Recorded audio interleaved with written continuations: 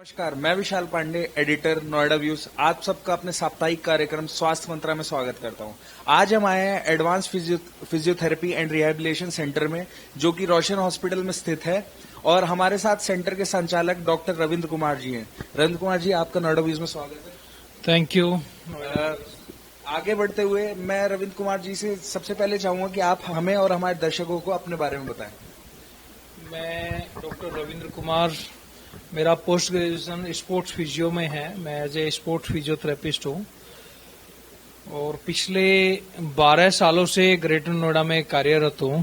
पहले नवीन हॉस्पिटल में डिपार्टमेंट में था, उसके बाद में we started our own advanced physiotherapy and rehabilitation centre. और हमारी इसकी चेन ऑफ फिजियोथेरेपी क्लिनिक्स है। अभी हमारे दिल्ली में 40 के साथ में हम काम कर रहे हैं, साउथ एक्स में। नोएडा में सेक्टर 93 में सुपरटेक एमराल्ड कोर्ट में काम कर रहे हैं। ग्रेटर नोएडा में रोशन हॉस्पिटल में काम कर रहे हैं। रिसेंटली हमने ग्रीन सिटी हॉस्पिटल डेल्टा 1 में काम करना चालू किया है। बिलासपुर और धनकोर में 2 रूरल सेंटर्स हैं, जहां पे काइंड ऑफ एक CSR वर्क किया जा रहा है सोशल रेस्पॉन्सिबिलिटी के लिए। तो वहां पे भी 2 क्लिनिक चल रहे हैं। नोएडा व्यूज को अपना परिचय देने के लिए धन्यवाद। डॉक्टर जी, अब आगे बढ़ते हुए मैं आपसे पूछना चाहूंगा कि आप अपने क्लिनिक के, अपने सेंटर के बारे में हमारे दर्शकों को बताएं। जैसा कि हमारा नाम है advanced physiotherapy and rehabilitation centre, तो एडवांस्ड मीन्स सबसे आगे। जो भी थेरेपी, फिजियोथेरेपी टेक्निक्स हैं, जो ट्रीटमेंट टेक्निक्स जो वर्ल्ड वाइड हो रही हैं, उनको हम एडवांस रख करके चलते हैं। नॉट एडवांस बट एडवांस्ड, मतलब कि जो आ रही हैं, जो प्रीलिमिनरी स्टेज में भी हैं वर्ल्ड वाइड, उसको तुरंत हम हमारे कंट्री में शुरू कर देते हैं। जैसे कि laser therapy, class 4 laser therapy 2012 में इंट्रोड्यूस हुई थी यूएसए में। 2013 में आप लोग ग्रेटर नोएडा में उससे पेन रिलीफ ले रहे थे। धन्यवाद रविंद्र जी। रविंद्र जी, अब मैं आपसे पूछना चाहूंगा कि जैसा कि हम सब जानते हैं, एक अच्छे हॉस्पिटल या एक अच्छे सेंटर का नाम तभी होता है जब उसका डॉक्टर अच्छा हो। तो आगे बढ़ते हुए मैं आपसे पूछना चाहूंगा कि आप अपने पढ़ाई के बारे में, आपकी डॉक्टरेट डिग्री और उसके बाद मास्टर्स डिग्री के बारे में हमारे दर्शकों को बताएं। किसी ऑर्गेनाइजेशन का नाम खाली एक आदमी के अच्छा होने से अच्छा नहीं होता, ये एक टीम वर्क होता है। अगर आपके पास में एक सपोर्टिव टीम नहीं है तो आप ज्यादा कुछ नहीं कर सकते। क्योंकि जिस सेंटर में आप बैठे हैं रोशन हॉस्पिटल में, यहाँ पे हमारा 90 से 100 मरीज रोज आते हैं। अगर आप कहो कि मैं अकेला देख लूं और अकेला रिजल्ट दे दूं, तो ऐसा नहीं हो सकता। तो एक ये टीम वर्क है जो टीम पूरी की पूरी मिलकर साथ करती है। और अगर आप मेरी बात करते हो तो मैंने काफी टाइम जो है, मेरे जो एजुकेशन है वो बेंगलोर से हुई है। उसके बाद में मैंने मैक्सिमम टाइम जो एशिया के रेनोन्ड इंस्टीट्यूट है, संचेती इंस्टीट्यूट ऑफ ऑर्थोपेडिक्स है पुणे में, उसमें मैंने अपना काफी टाइम गुजारा है। रूबी हॉस्पिटल पुणे, उसमें चेस्ट फिजियोथेरेपी के लिए काफी टाइम वहां पे 6 मंथ दिया है। 6 मंथ मैंने national institute of orthopaedically handicapped में काम किया है। और इन सब जगह एज ए वॉलंटियर ही काम किया है, सीखने के पर्पज से ही काम किया। उसके बाद में I started my private practice over here in greater Noida. तो continuously we are changing and updating, upgrading, खुद को भी अपग्रेडिंग कर रहे हैं। और हमारा जो स्टाफ है, जो हमारी टीम है, उसको भी अपडेट और अपग्रेड कर रहे हैं। धन्यवाद रविंद्र जी। हम आशा करते हैं कि हमारे दर्शकों को अब हॉस्पिटल, इस सेंटर एवं डॉक्टर रविंद्र जी के बारे में काफी कुछ पता लग गया है। आगे बढ़ते हुए मैं चाहूंगा कि आप जो फैसिलिटीज अवेलेबल हैं आपके सेंटर में, क्योंकि कई फिजियोथेरेपी सेंटर ऐसे हैं जिसमें पूरी फैसिलिटीज पूरी तरीके से नहीं उपलब्ध हैं, तो जो फैसिलिटीज आपके पास उपलब्ध है उसके बारे में हमें थोड़ा ज्ञात करवाएं। जो हमारा सेंटर है एक रिहैबिलिटेशन सेंटर है। इसके अंदर रिहैबिलिटेशन खाली फिजियोथेरेपी नहीं होता है। That's required 3-4 fields, at least 3-4 field: physiotherapy, occupational therapy, prosthetic and orthotic engineering, speech therapy. तो इसमें अलग अलग उसके वेंचर्स के लिए हमारे पास में सभी स्पेशलिस्ट हैं। ऑक्यूपेशनल थेरेपी में ऑक्यूपेशनल थेरेपिस्ट काम करते हैं। प्रोस्थेटिक ऑर्थोटिक इंजीनियरिंग के लिए जो जर्मनी की बेस्ट कंपनी है ऑटोबोक, उससे हम अलाइंड हैं। वो हमारे जितने भी पेशेंट्स होती है उनकी सर्विसेज ऑटोबोक ही प्रोवाइड करती है। स्पीच थेरेपी के लिए स्पीच थेरेपिस्ट मौजूद हैं। Physiotherapy is related to pain relief, paralysis, जितना भी मसल्स, बोन एंड जॉइंट्स का जो प्रॉब्लम है, फिजियोथेरेपी उस पर काम करती है।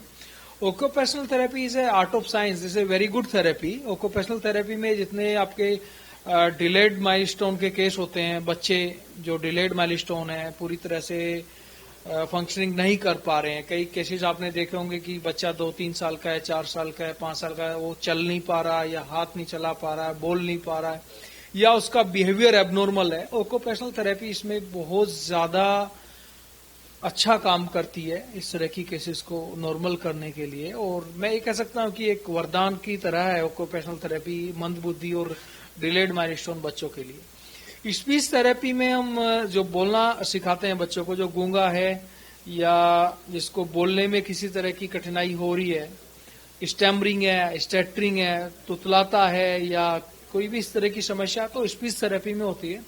हियरिंग में हम हियरिंग एड का टेस्ट करते हैं कि इसको हियरिंग की कितना प्रॉब्लम है और कौन सा हियरिंग एड उसको रिक्वायर्ड होता है, तो उसके लिए प्रोफेशनल्स हैं जो उस चीज को देखते हैं। प्रोस्थेटिक ऑर्थोटिक जो इंजीनियरिंग की ब्रांच है, this is prosthetic orthotic engineering, but this is part of medical sciences. Part of medical sciences इस तरह से है कि जैसे कि किसी को घुटने में दर्द है तो उसके लिए जो ब्रेसेस वगैरह रिक्वायर्ड होते हैं वो ऑर्थोटिक्स जो इंजीनियर हैं वो बना करके देते हैं। या कोई प्रॉब्लम ऐसा है कि पेशेंट चल नहीं पा रहा, उसका चलना जरूरी है, तो उसको अर्ली मोबिलाइजेशन के लिए हमें ऑर्थोटिक्स रिक्वायर्ड होते हैं, ये पीओई इंजीनियर्स जो होते हैं वो डेवलप करके देते हैं। जी शुक्रिया हमें डिटेल में इन सब ट्रीटमेंट्स के बारे में बताने के लिए। अब आगे बढ़ते हुए, जैसा कि हम सब जानते हैं कि कोई भी पेशेंट अगर किसी भी हॉस्पिटल में जाता है तो पहले चीज उसके दिमाग में जो आती है वो आती है कि फीस, ओपीडी फीस। तो हम आपसे पूछना चाहेंगे कि आपके सेंटर की ओपीडी फीस क्या है? ओपीडी फीस हमारा वेरी करता है, दिल्ली और ग्रेटर नोएडा में चेंजेस हैं। अगर हम ग्रेटर नोएडा सेंटर की बात करते हैं तो हमारा कंसल्टेशन जो फीस है मेरा वो 600 है, और जो पर डे चार्जेस हैं वो 400 पर विजिट हैं सिंगल जॉइंट्स के लिए, अप टू 600 पर विजिट हैं। और कुछ केसेस ऐसे होते हैं जिसमें चार्जेस 800 और 1000 तक भी लेना पड़ता है। वो डिपेंड करता है कि क्या ट्रीटमेंट उसका चल रहा है, क्योंकि कई बार स्पोर्ट्स फिजियोथेरेपी के केसेस होते हैं जहां पे आपको काफी कॉस्टली टेप वगैरह यूज करने पड़ते हैं, बाकी ट्रीटमेंट इस तरह के करने पड़ते हैं, तो उसी हिसाब से चार्जेस होता है। बट मिनिमम चार्जेस पर जॉइंट इज 400 पर विजिट, और 3600 जो है 10 डेज के लिए होता है। और सीनियर सिटीजन के लिए हर एक स्टेज में 20% डिस्काउंट होता ही है, सीनियर सिटीजन के लिए होता है। Senior citizen as well as जो हमारे जितने भी सैनिक होते हैं, या तो करंटली वर्किंग हैं या पोस्ट रिटायरमेंट हैं, उनके लिए भी 20% डिस्काउंट्स रहते हैं। मैं आपसे यही सवाल करने वाला था कि जैसे कि आपने बता दिया जो मतलब डिफेंस बैकग्राउंड से होते हैं, सीनियर सिटीजन होते हैं, तो मैं जानना चाहूंगा क्या जो लोग अनप्रिविलेज्ड हैं, those who are below poverty line, तो उन लोगों के लिए भी कुछ ऐसी फैसिलिटीज उपलब्ध हैं डिस्काउंट्स की? उन लोगों के लिए भी फैसिलिटी उपलब्ध है। कुछ पेशेंट्स का हम फ्री ऑफ कॉस्ट भी ट्रीटमेंट करते हैं। अगर दिन में 80-90 पेशेंट आ रहे हैं तो 4-5 पेशेंट ऐसे होते हैं जिनका फ्री ऑफ कॉस्ट ट्रीटमेंट करना ही पड़ता है। ऑब्वियस सी बात है कि ट्रीटमेंट ज्यादा जरूरी है कंपेयर टू पैसे के। अगर पेशेंट को जरूरत है तो उसको ट्रीटमेंट देना पड़ता है। ऐसे काफी पेशेंट्स हैं, हम आपको उसका डिटेल भी दे सकते हैं एवरीडे, और आप भेज भी सकते हैं। कोई ऐसा प्रिविलेज क्लास है कि जो अनप्रिविलेज क्लास जो अफोर्ड नहीं कर सकती, उसके लिए भी ट्रीटमेंट अवेलेबल है। और मैंने आपको बताया था कि हमारे 2 सेंटर हैं, एक दनकोर हो गया, एक बिलासपुर हो गया। ये एक अनप्रिविलेज क्लास के लिए काफी हेल्प कर रहे हैं रूरल सेंटर्स में, क्योंकि वहां पे फिजियोथेरेपी बहुत अंडर डेवलप्ड है। तो वहां पे फिजियोथेरेपी की जो फैसिलिटीज हैं वो भी बहुत अच्छी हैं, और चार्जेस बहुत कम है वहां पे उस चीज के लिए। ठीक है, चलिए जान के बहुत अच्छा लगा कि आप इस फील्ड में इतना अपना योगदान दे रहे हैं। तो डॉक्टर रविंद्र जी, अब मैं आपसे पूछना चाहूंगा कि आपके सेंटर की टाइमिंग्स क्या है, और जैसा कि आपने पहले बताया था कि कोई भी सेंटर एक टीम के बिना नहीं चलता, तो मैं जानना चाहूंगा कि आपकी टीम में कितने फिजियोथेरेपिस्ट यहाँ मौजूद हैं और क्या क्या उनकी स्पेशलिटीज है? हमारी टीम में physiotherapist, occupational therapist, speech engineering, PoE सारे लोग ही मौजूद हैं। और जो हमारा मेजर वर्क है, 80% work is for physiotherapy over here. यहाँ पे जो काम है 80% फिजियोथेरेपी के लिए। तो ग्रेटर नोएडा इस रोशन सेंटर में हमारे पास में जो मौजूदा टीम है, ये 16 लोग काम करते हैं एक साथ में। 8 मेल फिजियोथेरेपिस्ट, 8 फीमेल फिजियोथेरेपिस्ट होते हैं। जो स्टैंडर्ड पेशेंट रेशियो जो होता है यूएसए का, अगर आप पेशेंट रेशियो लेकर के चलते हैं तो एक 8 घंटे में हमें कुछ पेशेंट्स देखने होते हैं। तो जो यूएस रेशियो है वो 1:6 है। मतलब कि एक जो थेरेपिस्ट है वो 6 पेशेंट ही देखे 8 घंटे में, तो वो परफेक्टली देख सकता है। तो हमने सेम स्टैंडर्ड यहाँ पे फॉलो किया हुआ है। तो 96 पेशेंट तक का हमारा जो है पर डे का कमिटमेंट है, उनको हम देख सकते हैं एवरी डे उस रेशियो से। धन्यवाद रविंद्र जी। रविंद्र जी, आखिरी सवाल मैं आपसे पूछना चाहूंगा कि जैसा कि आप और हम सब जानते हैं कि ग्रेटर नोएडा में कई तरीके के सेंटर्स मौजूद हैं, मतलब फिजियोथेरेपी के काफी सेंटर्स खुले हुए हैं, तो कुछ specialities advance physiotherapy and rehabilitation centre की जिससे लोग यहाँ पे आए और अपने बीमारी का इलाज संपूर्णता पूर्वक करवा के जाए। ये बड़ा अच्छा क्वेश्चन आपने पूछा है, क्योंकि जनरली पेशेंट्स मेरे पास में आते हैं और बोलते हैं नहीं जी चार्जेस तो बहुत सस्ता है, यहाँ पे बहुत सस्ता चार्ज है, वहाँ बहुत सस्ता चार्ज है। तो हमारा एक ही उसका जो बेसिक चीज है कि हमें एक बेसिक फंक्शनलिटी प्रॉपर करनी होती है। फिजियोथेरेपी जो है काफी अंडर डेवलप्ड है, इंडिया में ही अंडर डेवलप्ड है, this a kind of a developing field. ठीक है, डेवलपिंग फील्ड है तो इसमें अलग अलग तरह की मॉडलिटीज होती हैं जो कि अभी सारे सेंटर्स में मौजूद नहीं है। हमारा जो फिजियोथेरेपी सेंटर होता है, अगर मॉडलिटीज की आप बात करते हैं, एक्सपर्टाइज में मैं बाद में आपको बताऊंगा, मॉडलिटीज में आप 1 लाख रुपए से फिजियोथेरेपी सेंटर चालू कर सकते हैं।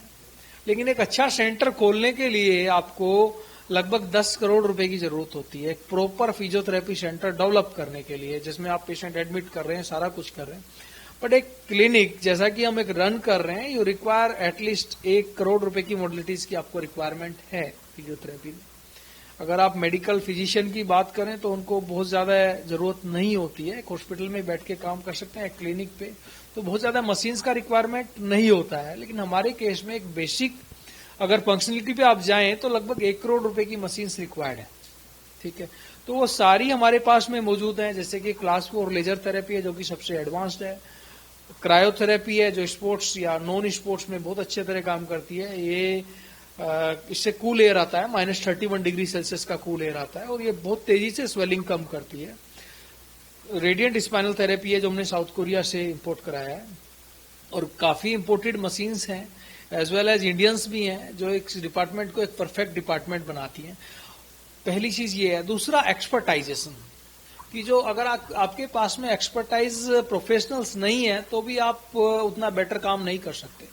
मेडिकल फील्ड के हिसाब से फिजियोथेरेपी को भी 5 स्टेजेस में आप डिवाइड कर सकते हैं, orthopaedic, neurological, paediatric, geriatric care और स्पोर्ट्स फिजियोथेरेपी। इन सभी के हमारे पास में पोस्ट ग्रेजुएटेड स्पोर्ट्स और post graduated manual therapist, neurotherapist, orthopaedics और पीडियाट्रिक केयर के लिए अलग अलग थेरेपिस्ट की टीम है जो उनको पर्टिकुलर वे में हैंडलिंग करती है। तो ये एक्सपर्टाइजेशन होना बहुत ज्यादा जरूरी है किसी भी फील्ड के लिए। तो आपको जो है पूरे एक्सपर्ट भी मौजूद हैं, जो मॉडलिटीज आपके लिए रिक्वायर्ड हैं वो भी यहाँ पे मौजूद है। डॉक्टर रविंद्र जी, नोएडा व्यूज के सारे सवालों का नम्रतापूर्वक जवाब देने के लिए धन्यवाद। आपने हमें अपना समय दिया, उसके लिए हम आपके आभारी हैं, और नोएडा व्यूज हमारी अपनी पूरी टीम की तरफ से आपका स्वागत व्यक्त करती है। Thanks to Noida news and जो भी इस वीडियो को देखेंगे तो मैंने अपना मैक्सिमम मैसेज देने की कोशिश की है। बाकी आप कभी भी आकर के हमारी जो फैसिलिटीज हैं, अगर आपको कभी भविष्य में जरूरत पड़े तो आप देख सकते हैं। और जो फिजियोथेरेपी फील्ड है इसमें प्रिवेंटिव केयर्स में भी हम लोग काम कर रहे हैं, तो जरूरी नहीं कि आप बीमारी का इलाज कराने आए, आप पोस्चर करेक्शन के लिए भी आ सकते हैं, उससे आपको हेल्प मिलेगी कि आप बीमार ना पड़े।